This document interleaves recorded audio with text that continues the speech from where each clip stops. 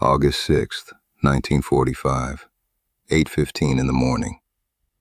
90 feet beneath the streets of Tokyo, inside a reinforced concrete bunker built to survive anything except what was coming, a single radio transmission was about to demolish 4 years of carefully maintained lies. The men gathered in that underground war room, generals who commanded millions, admirals whose fleets once controlled entire oceans, were about to learn something that would shatter every assumption their entire strategy had been built upon. America hadn't been fighting at full strength. They'd been holding back. And now, finally, the truth had arrived in the form of a message so brief, so fragmentary, so impossible to comprehend, that the most powerful military minds in Japan read it once, then again, then a third time, hoping the words might somehow change. Before we continue, tell us in the comments where you're watching from, and subscribe for more stories like this one. The basement command center hummed with its familiar morning rhythm. Field Marshal Hada's intelligence briefing had become a ritual. Managed defeat, delivered with the precision of men who had learned to present catastrophe as mere setback. Maps covered the walls, showing an empire that existed more in memory than in reality. Radio operators sat at their stations, transcribing the steady stream of bad news that defined every dawn. Then, at precisely 8:15 in the morning, Communications Officer Lieutenant Colonel Yamamoto burst through the steel door. He didn't bow. He didn't pause. In 3 years of war, protocol had never been broken this way. In his shaking hands, he carried a decoded transmission from Hiroshima's regional military command. The message was fragmentary, cut off mid-sentence. Entire city destroyed by single bomb. Blast radius exceeds all previous bombardment. Unknown weapon type. Casualties catastrophic. Request immediate. Then nothing. Silence from a city of 350,000 people. General Yoshiro Umezu, chief of the Imperial General Staff, read the transmission once, then again, then a third time, as if repetition might change the words. His first thought was logical. The Americans must have launched their largest raid of the war. 100 bombers, maybe more, dropping incendiaries across the entire city simultaneously. The mathematics of destruction required that explanation. Nothing else made sense. But the follow-up reports arriving throughout the morning told a different story. A story that violated everything they knew about warfare. Weather reconnaissance had counted exactly 3 American B-29 bombers over Hiroshima that morning. 3 aircraft, not 300. 3. Admiral Soemu Toyoda, chief of the Naval General Staff, stood frozen at the massive wall map tracking American forces.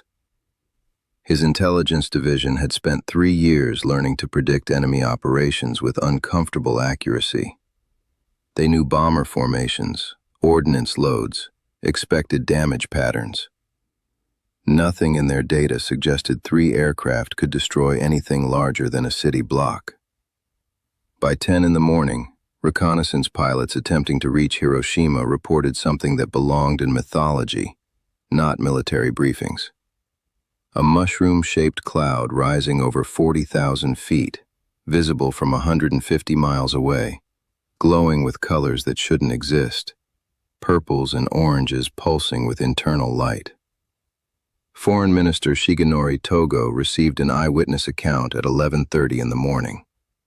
A railway official 15 miles outside Hiroshima when it happened described a flash brighter than 1,000 suns, a pressure wave that knocked trains from their tracks. The entire city center hadn't been destroyed. It had simply vanished, replaced by a firestorm visible from the mountains. The Supreme Council for the Direction of the War convened at 2 in the afternoon in absolute silence. Prime Minister Kantaro Suzuki, who had survived multiple assassination attempts simply for suggesting peace talks, placed the accumulated reports on the table. His hands trembled. "Gentlemen," he began, We must consider what this means. War Minister General Korochika Anami spoke first, his voice carrying the certainty of a man who had never doubted victory. American propaganda, he said. They want us to believe they possess weapons they don't have. Hiroshima was destroyed by conventional bombing. They're using deception to multiply their effectiveness.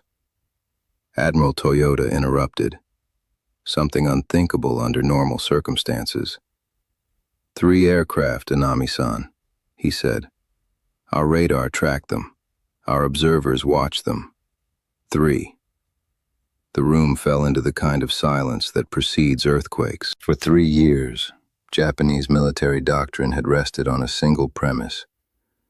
American industrial might could be overcome by superior Japanese spirit and tactical innovation.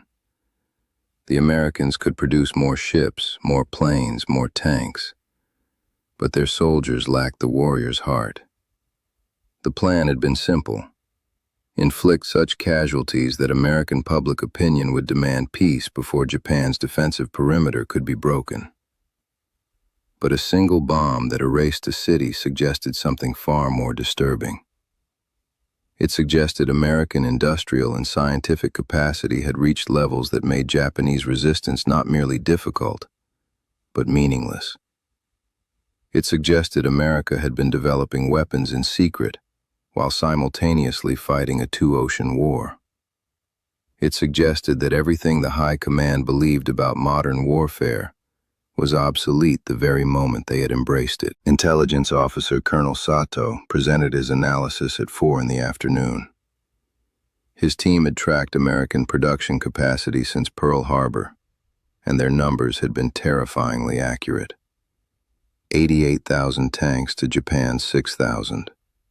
41 aircraft carriers to Japan's 15. American shipyards launching cargo vessels faster than German submarines could sink them. But Sato's new calculation broke through the ceiling of comprehension. His voice dropped to barely a whisper. If the Americans can destroy entire cities with single bombs, he said, they possess scientific capabilities that render all numerical comparisons meaningless. They are not fighting the same war we are fighting. Foreign Minister Togo added what everyone understood, but no one wanted to acknowledge. And if they have one such bomb, he said quietly, we must assume they have more. The Japanese High Command's understanding of American power had been built on assumptions that seemed reasonable in 1941. 3 pillars supported the entire strategic framework, each one appearing logical, defensible, grounded in historical precedent. First, distance as absolute defense. The Pacific Ocean stretched 5,000 miles between Japan's conquests and America's west coast. Every bullet, every gallon of fuel, every replacement soldier would need to cross that hostile expanse before reaching combat. Japan could sustain its forces from nearby conquered territories. Manchuria's resources, Southeast Asia's oil, China's manufacturing base. America would exhaust itself maintaining supply lines across an ocean that swallowed ships and devoured logistics. The mathematics appeared irrefutable. Second, American morale as fatal weakness. Japanese military planners had studied American society extensively. They saw a nation of individuals, not a collective. A democracy where public opinion shaped military policy. A culture that valued comfort over sacrifice. The conclusion seemed obvious. After 30,000 to 40,000 casualties, American mothers and wives would demand their government negotiate peace. The Japanese soldiers' willingness to die would outlast America's willingness to fight. Third, warrior spirit as force multiplier. Superior training, tactical innovation, and absolute commitment to victory would compensate for any material disadvantage. 1 Japanese soldier would equal 3, perhaps 4 Americans in combat effectiveness. Quality would defeat quantity. Spirit would overcome steel. These weren't desperate fantasies invented to justify aggression. They were formal strategic assessments documented in hundreds of staff papers, discussed in countless planning sessions, taught at military academies. They formed the foundation of everything that followed. But one man had seen through them. Admiral Isoroku Yamamoto, commander of the combined fleet, had provided the most accurate assessment any Japanese leader would offer during the entire war. In November 1941, weeks before Pearl Harbor, he told the naval staff something they didn't want to hear. "I can run wild for 6 months, perhaps a year," he said. "But I have utterly no confidence for the second or third year." Yamamoto had lived in America, studied at Harvard, served as naval attaché in Washington. He toured factories in Detroit and Pittsburgh, witnessing industrial infrastructure that dwarfed anything in Asia. His calculations weren't based on nationalist fervor, but on steel production figures, petroleum reserves, manufacturing capacity. America's industrial output alone exceeded Japan's total economy. The gap wasn't closable through spirit or tactics. The Army planning staff dismissed Yamamoto's assessment as excessive caution. Some whispered he had been corrupted by Western thinking. His warnings were filed away, noted, but not integrated into strategic planning. The 3 pillars remained standing. Then came the battles that should have shattered those pillars forever. Midway, in June of 1942, 4 aircraft carriers lost in a single day. The official assessment blamed tactical errors and unfortunate timing. The underlying premise that Japanese forces could overcome numerical disadvantages through superior fighting spirit remained untouched. Guadalcanal, from August 1942 to February 1943. Japanese forces discovered that Americans could sustain logistics across vast distances and could match their soldiers in jungle combat. The official assessment blamed local commanders for insufficient aggression. The underlying assumption that American morale would crack under sustained casualties remained intact. Saipan, in June of 1944. 30,000 defenders annihilated. The island's loss brought American bombers within range of Tokyo itself. The assessment focused on the need for better defensive preparations. The fundamental belief in tactical superiority remained unquestioned. Leyte Gulf, in October 1944, the Imperial Navy effectively destroyed as a fighting force. Each loss was explained as a fixable problem requiring minor adjustments, not as evidence that the entire strategic framework was fatally flawed. The pattern repeated across 3 years in dozens of battles. Every defeat was reinterpreted to preserve core assumptions rather than challenge them. The High Command had built an intellectual fortress around their beliefs, defending it more fiercely than any Pacific island. Hiroshima detonated that fortress. A single bomb that could erase a city revealed something that conventional defeats never could. Japan had been fighting a war of spirit, while America fought a war of science. A war of warrior ethos, while America unleashed industrial might beyond comprehension.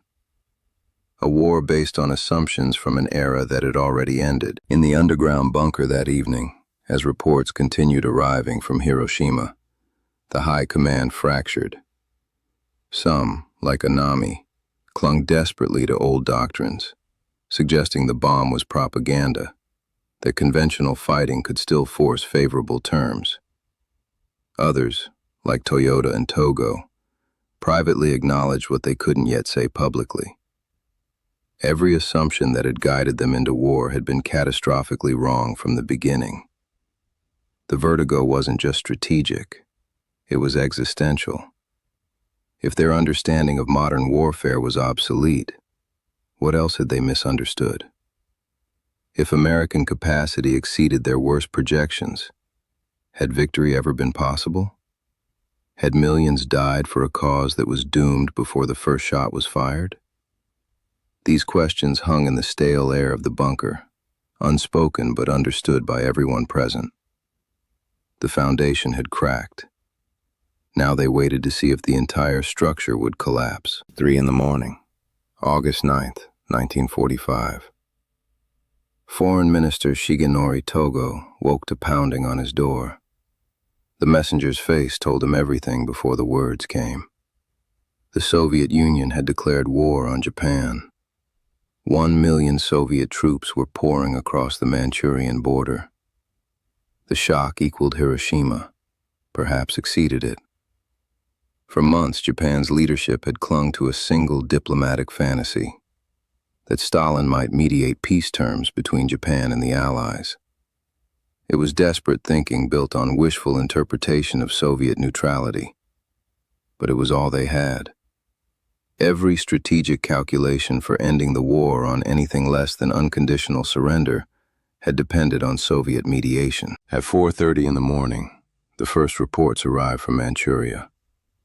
The Soviet offensive wasn't a probe or a limited action. It was a mechanized avalanche. Thousands of tanks, artillery pieces, and aircraft were crushing the Kwantung Army. Once Japan's most elite force, now a hollow shell stripped of equipment and experienced soldiers to feed the Pacific defense. The border defenses that Japanese planners had believed could hold for months were collapsing within hours. Soviet forces were advancing at speeds that made American island-hopping campaigns look cautious by comparison. Whole divisions were being encircled and destroyed before they could even organize resistance. Togo called an emergency meeting of the Supreme Council for 7 in the morning. When the Big Six gathered, the veneer of formal etiquette couldn't hide the panic beneath. These were men trained since childhood to mask emotion, but their faces betrayed them. Now our last card, Togo said quietly, has been torn from our hands. War Minister Anami objected immediately. The Kwantung Army will stabilize the front. We can negotiate from there. There is no front, Admiral Toyota interrupted. The Soviets are moving 40 miles per day. Our forces in Manchuria are being systematically annihilated. Prime Minister Suzuki studied the map showing Soviet penetration. Red arrows drove deep into territory Japan had held for years. How long can our forces hold? The intelligence officer presenting the briefing hesitated. Days, Prime Minister, he said. Perhaps a week if they fight to the last man. But Manchuria is lost. The meeting continued through the morning, voices rising as desperation replaced discipline. Then, at 11:02 in the morning, a messenger entered and handed Togo another decoded transmission. The foreign minister read it at once. His hand dropped to the table. Nagasaki, he said, another atomic bomb. The city is destroyed. The room fell into a silence that felt like death itself. Anami had spent 3 days since Hiroshima constructing a theory he desperately needed to believe, that the Americans had possessed only one atomic bomb, had used it for maximum psychological effect, and were now bluffing. That theory evaporated like Nagasaki's morning mist. How many? Someone asked. No one answered, because no one knew. If America had 2 bombs, they might have 10, 20, an unlimited arsenal. They might drop one on Tokyo tomorrow, or every day for weeks. The military calculations that had occupied the high command for 4 years suddenly meant nothing. Troop dispositions, defensive fortifications, stored ammunition, trained reserves, all irrelevant if American bombers could erase cities at will. Japan couldn't defend against weapons it couldn't see coming until the flash that vaporized everything. For many in that room, this moment, not Hiroshima, marked when defeat became undeniable. Hiroshima had been shocking, but potentially singular. The Soviet attack had been devastating, but geographically distant. Together, on the same morning, they created a situation with no remaining exits. Admiral Toyota spoke what others were thinking. We can no longer protect our people, he said. Not from the bombs, not from the Soviets, not from starvation when the blockade completes. Anami's voice rose, tinged with something close to desperation. Then we fight until they tire of killing us. We make them pay such a price for every inch of Japanese soil that they offer terms rather than continue the slaughter. They're not going to tire, Togo replied. That's what we finally learned. They have the capacity to destroy us completely without landing a single soldier on our shores. The Supreme Council split exactly as it had for months. 3 members, Togo, Suzuki, and Navy Minister Yonai, recognized the war was lost and surrender inevitable. 3 others, Anami, Umezu, and Toyota, demanded conditions that would preserve some fragment of honor, some bargaining position, some alternative to absolute defeat. Under Japanese governmental rules, the Big Six could only act with unanimous agreement. They were paralyzed, locked in ideological deadlock while their nation burned. Baron Kiichiro Hiranuma, president of the Privy Council, presented a report that stripped away any remaining illusions. The statistics were devastating. 2 million military personnel and civilians already dead. 206 cities targeted by American bombing. 44 almost completely destroyed. Food production had collapsed to 40% of minimum requirements. Rationing systems were failing. Civilians in major cities were starving. We can no longer protect the nation, Hiranuma stated flatly. Our air defenses cannot stop conventional bombers. We have no defense against atomic weapons. The Soviet offensive is destroying our forces in Manchuria. The question is not whether we lose, he continued. The question is whether anything will remain when we do. Anami's response revealed the depths of his desperation. Then we make our islands our graves, he said. Every man, woman, and child becomes a weapon. We make them pay such a price in blood that they offer terms rather than continue. You're describing national suicide, Togo replied. Millions more dead for nothing except the illusion of honor. The argument continued in circles. Same positions, same logic, same deadlock. At 11:30 at night, they were no closer to resolution than they had been 9 hours earlier. Prime Minister Suzuki made a decision that violated every precedent in modern Japanese governance. He would call an imperial conference, a meeting in the emperor's presence, and ask Emperor Hirohito to break the deadlock with an imperial decision. This had never been done. The emperor was supposed to ratify decisions made by his government, not make them himself. What Suzuki was proposing bordered on constitutional revolution, but there was no alternative. The Big Six would never reach unanimous agreement, and every hour of delay meant more deaths from bombs, starvation, or Soviet advance. Just before midnight, the council gathered in the underground shelter beneath the Imperial Palace. The air shelter was hot, humid, poorly ventilated. Concrete walls, a single entrance. The 6 men who had been arguing for hours now sat in formal positions, waiting. At 11:55 in the evening, Emperor Hirohito entered. The tension in that small room was suffocating. Every man present understood they were participating in something unprecedented, possibly illegal under their own constitution. The emperor took his seat. Prime Minister Suzuki explained the deadlock, then asked each faction to present their position. Togo spoke for the peace faction. Accept surrender with one condition: preserve the emperor's position and authority. Anami spoke for the hardline faction. Demand 4 conditions or continue fighting. Then Suzuki did what had never been done in modern Japanese history. He asked the emperor to decide between the 2 positions. The room fell silent. This was the moment when constitutional government ended and something else, no one knew quite what, began. Emperor Hirohito did not hesitate.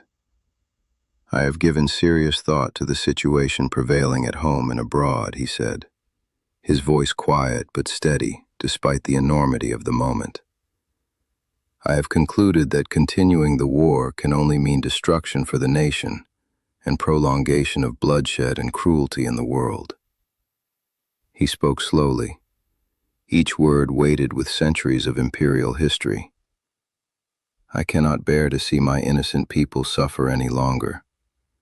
The time has come when we must bear the unbearable.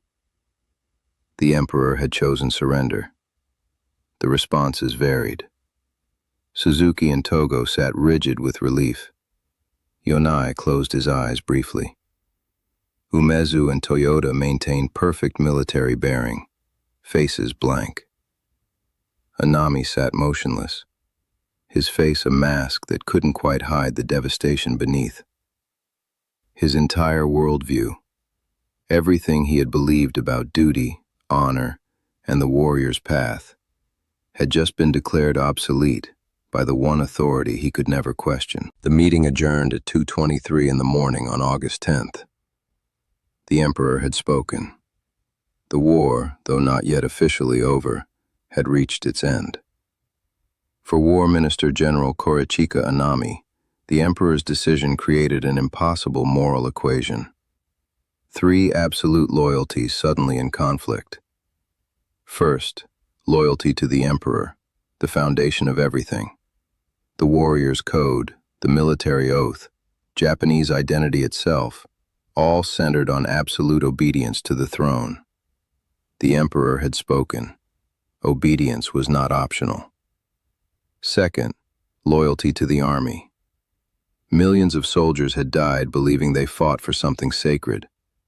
Hundreds of thousands more stood ready to defend the homeland. How could he tell them their sacrifice had been for nothing? Third, loyalty to the warrior ethos. Surrender was dishonor. Accepting defeat without exhausting every option was cowardice. The samurai code that had shaped him since childhood screamed against submission. On August 13th, Anami met privately with Army Chief of Staff Umezu.